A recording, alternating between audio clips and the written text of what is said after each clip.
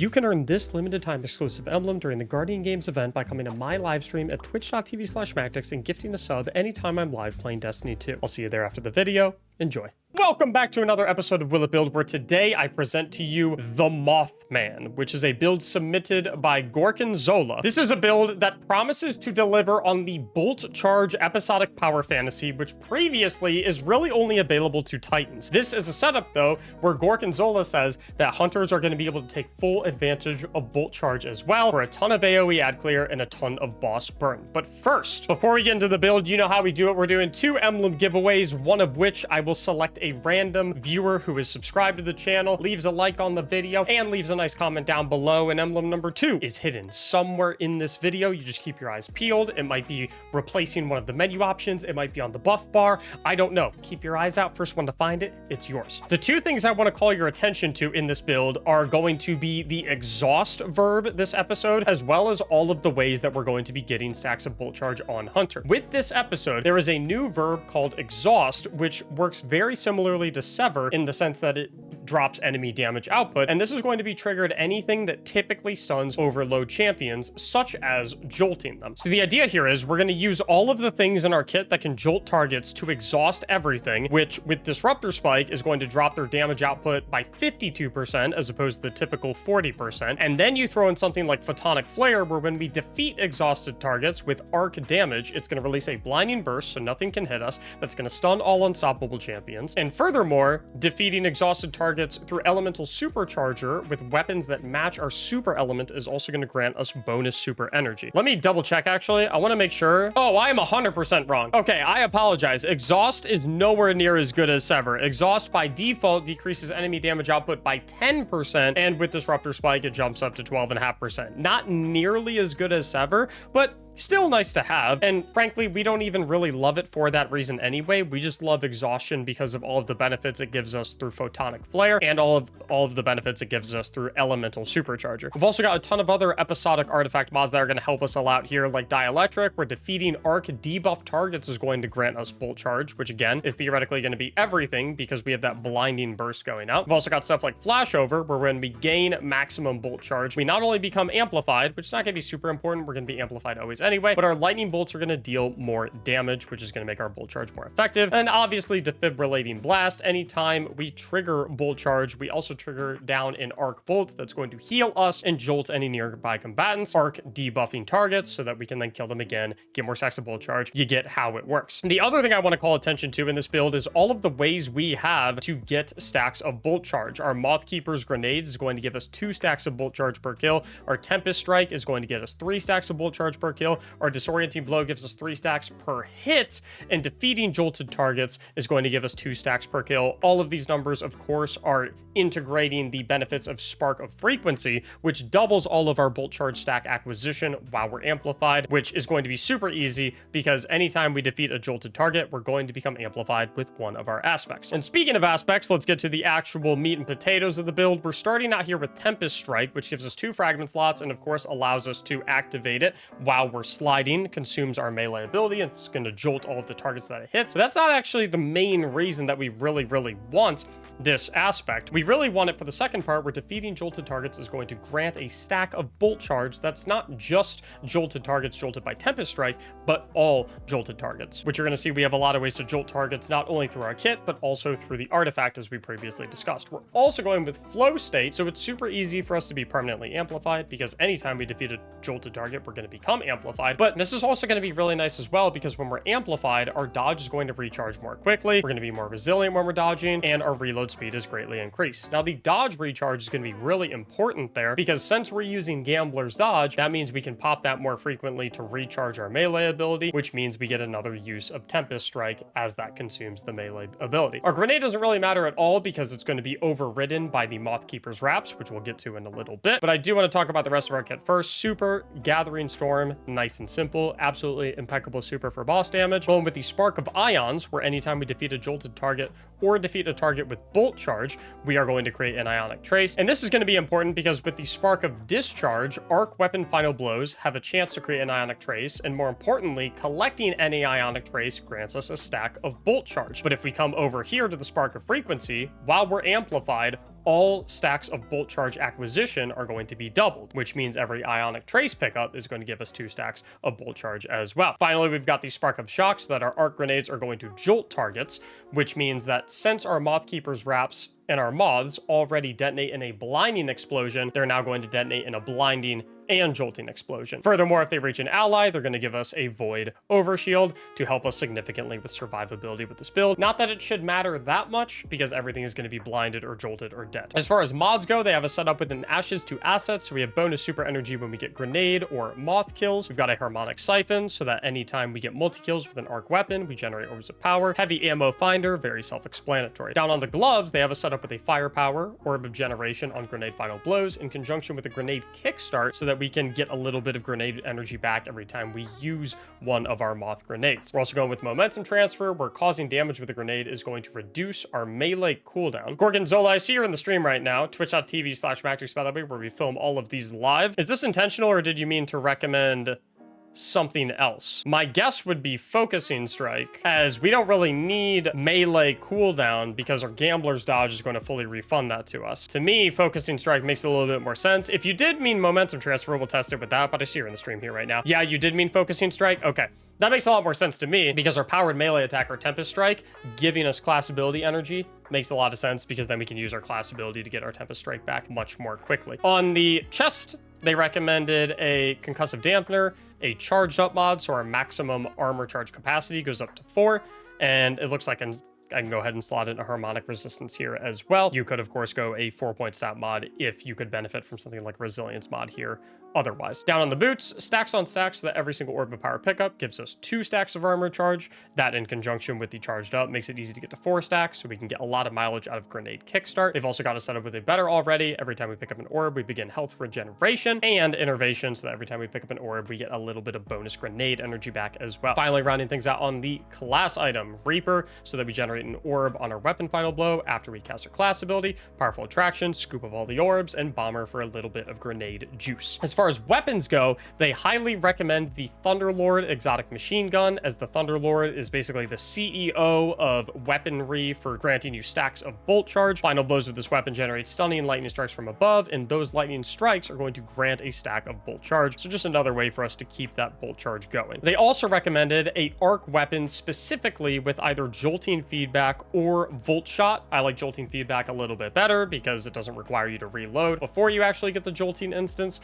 but something like this would be absolutely fantastic. It was from the season past back in Revenant. You can go ahead and get the Noxious Venator, I believe it was called, or something of that nature. That's an arc SMG from Revenant that is going to be able to be rolled with jolting feedback. Really anything with jolting feedback or volt shot, though. You can maybe try Indebted Kindness with volt shot, kind of play around with whatever works for you, what you have available in your arsenal. Top slot, not going to matter too much. I'm going with a fusion rifle just because this one feels really good and I love using it, but I think you can use whatever you want. So let's scurry on over to some Legend and Master Lost sectors to go ahead and test this sucker out, make sure it does indeed work in that high level content, and answer that question: will it build? And while we're flying in, as far as fashion goes, in case anyone does want to copy this setup, I know it's a bit of a polarizing look. You probably either love it or hate it. If you want to copy this setup, super black shader on all 5 pieces, the Chroma Cloak Visage, which I believe was the final reward in the season pass for Echoes, the lunar powered exotic Mothkeeper's ornament, which is in the Eververse store right now. Also, the Lacewing legendary cloak is kind of the legendary cloak that has added effects when you're wearing it with Mothkeepers. You'll see all the little moths following you a little around. I'm also going ahead and rocking the flowing boots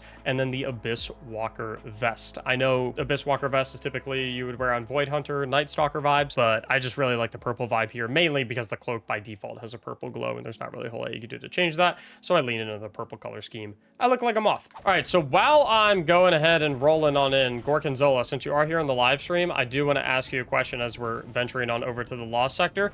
Percentage-wise, what percentage of the time are we using Disorienting Blow as Disorienting Blow versus what percentage of the time are we just using it as fuel to activate Tempest Strike? They're saying mostly Tempest Strike, but they'd say it's about 80-20. Gotcha. Doesn't Combination Blow have a lower cooldown, though? I actually, if I'm not mistaken, believe that, yes, it does have a lower cooldown, but that doesn't matter because when you use Tempest Strike, you see Tempest Strikes as a base cooldown of 1:30. That automatically gets put onto your melee ability and overrides the base cooldowns of Disorienting Blow or Combination Blow, regardless of which one you pick. Furthermore, it doesn't really matter that much what the cooldown on it is anyway, because 99% of the time we're getting that melee back with our dodge anyway. All right, so I'm thinking we'll hit this sucker with that, throw our moths, do our Tempest Strike, yeah, back off just a little bit, wait for a shield to come down. I got my Bolt Charge at the ready. I'm going to take out that Hobgoblin up there. And we're going to get Bolt Charging. Hit another dodge. Another Tempest Strike. Another Moth. That should go ahead and proc our Bolt Charge. Hit another one of those. So far, so good.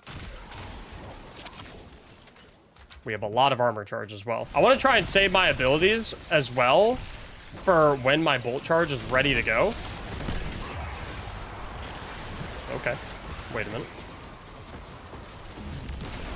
Always using my class ability, which comes back super quickly because I'm always amplified. I should probably be using Thunderlord to carve through here a little bit more quickly. I'm going to throw that one at my feet so that... Oh. Wait a minute. Okay. Why is my Bolt Charge not proccing on the Moths? Are the Moths not counting for Bolt Charge proc? They're dying too quickly? Is that what it is? It doesn't proc if they instantly die. Okay. All right, hold on. Just give me a second here. Let me make sure. Okay, we got Bolt Charge ready. Let me make sure the Moth... Okay, yeah, so the Moths do proc Bolt Charge. They're just only going to proc it if they hit a target that doesn't immediately die. I'm actually honestly wondering if we would want to swap our Disorienting. Like, I like using the Tempest Strike aspect, just because having it on means that we do get Bolt Charge whenever we defeat a jolted target. I'm not sure how I feel about using the actual melee ability of Tempest Strike, though. Like, I might... Maybe in more difficult content? Sure. All right, if you could just stay still. Yeah!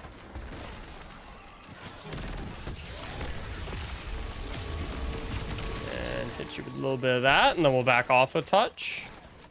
Honestly, I'm gonna use my other Moth on these guys. And then I'm gonna push up a little bit.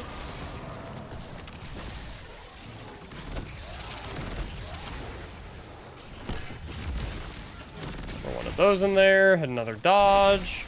Just gonna kind of dance around with these fellas. I feel like I'd love a Dynamo on here.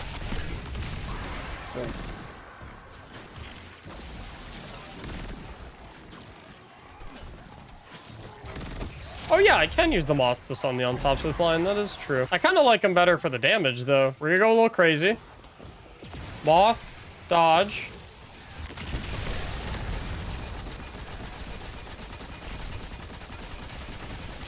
One dead. Bop. Two dead. Yeah.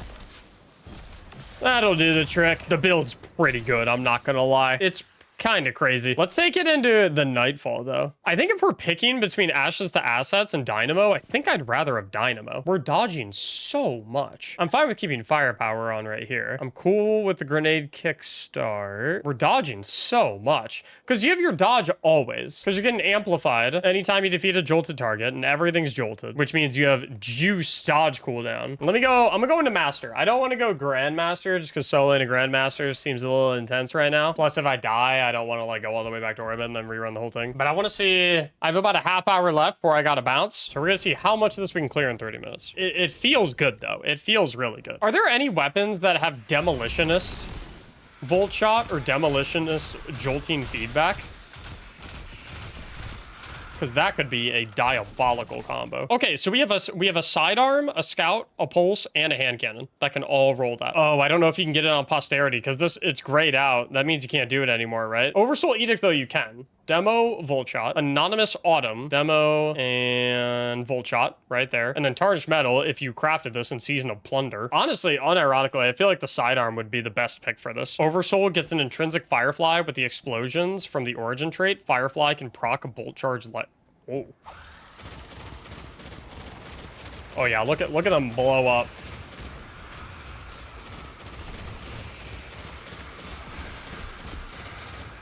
It's frying!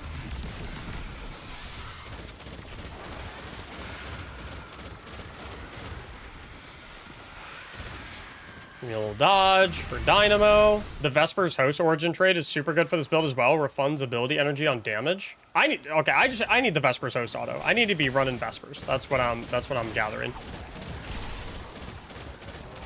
All right, give me them demo procs. Little Moth. Everything's shielded. That's excellent. I gotta kill that Centurion that's giving everyone shields. Got my super. Let's throw that out there. I probably should have thrown that on the cap point, but yeah, the shield guy's still alive somewhere. Probably on here. Woo! Kill the darts. Woo! Moths, give me the overshield. That's so many darts! Woo! Moths. I like throwing the moths to my feet in a situation like this because then I get the overshield from the moths. Okay. We're kind of frying right now. Oh, God. Centurions! Left side! Even side! Many Centurions! Mactics to the center! Click the like button in the center! Subscribe button to the center! Alright, let me get a gathering right there. So then all the enemies that come out of that choke point, they're cooked.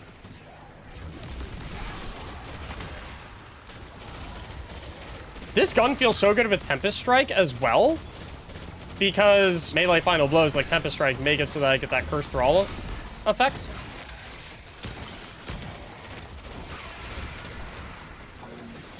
Oh, no, not the Drain Bane. Die! By far the worst Bane in the game. I 100% was thinking, like, the Tempest Strike was a little troll, taking that over Ascension at the beginning. But the Bolt Charge on jolted kills makes Tempest Strike worth using, like, easily. Don't you dare put your shields up. Leave me alone! No! Is there a drain enemy up? There is a drain. Dude, I was wondering why I was not getting my HP back. I was wrong about the Curse Thrall. It doesn't work like Firefly here. Oh, okay. So it will not proc my Bolt Charge.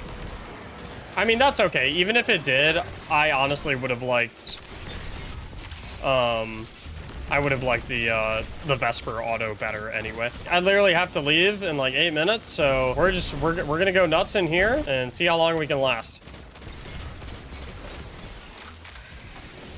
Hit a little bit of that, hit a little bit of that, hit a little bit of that, hit more moths. Oh my heavens. Ah! Chill. Call an ambulance. But not for me. Oh boy. Okay. Yeah. Boom. No!